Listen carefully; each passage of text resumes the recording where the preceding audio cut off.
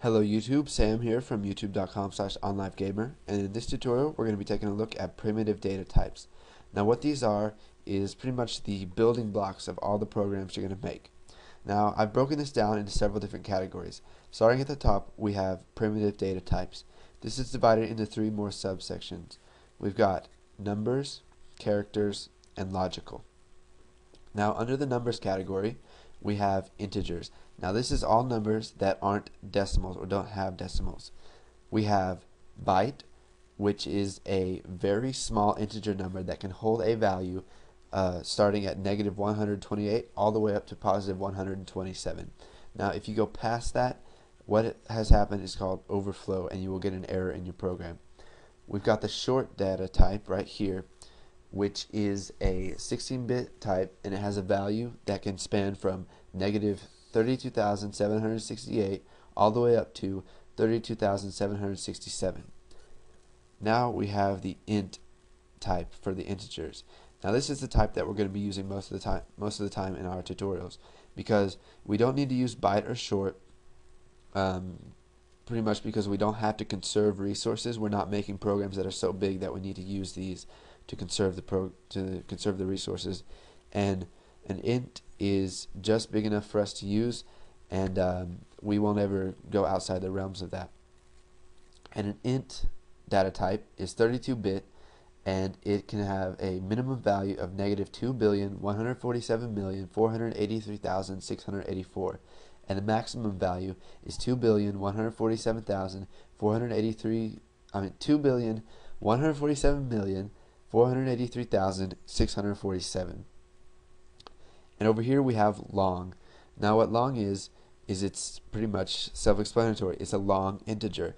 It's a 64-bit type, and it can have a maximum value of let's see, 9. This is 9.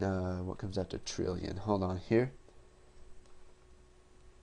Now the maximum value of a long is 9 quintillion, 223 quadrillion, 372 trillion, 36 billion, 854 million, 775,807. And the minimum value of that is pretty much that negative, but instead of ending with 808, in 807, it ends with 808. Now there are other data types in Visual Basic that I'm not going to cover in this, such as big integer, which is something that has been added in the .NET Framework 4.0. And from what I have read about it, it does not have a limit. So feel free to play around with that if you can find some places online that will show you how to use that.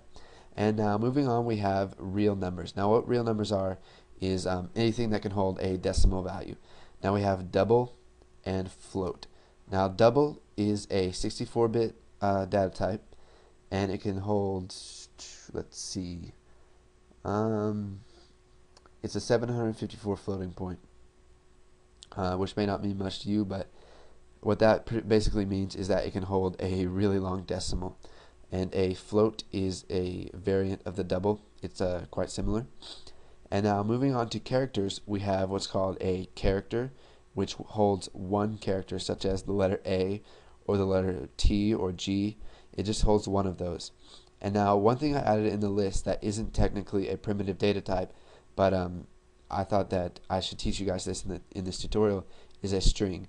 Now it's pretty much a bunch of characters put together. You saw this in the Hello World tutorial. It's enclosed in 2 quotes, and it can hold as many characters as you want, and spaces and other stuff. And now last but not least, we have logical. Now under logical we have Boolean. And Boolean is a data type that can hold a value of true or false. Now you'll find this very useful when you start making programs. So take a look at this chart. Make sure you remember all of this. We're going to be working with these data types coming up in the next tutorials. Stay tuned for the next one, and don't forget to comment, like, and subscribe.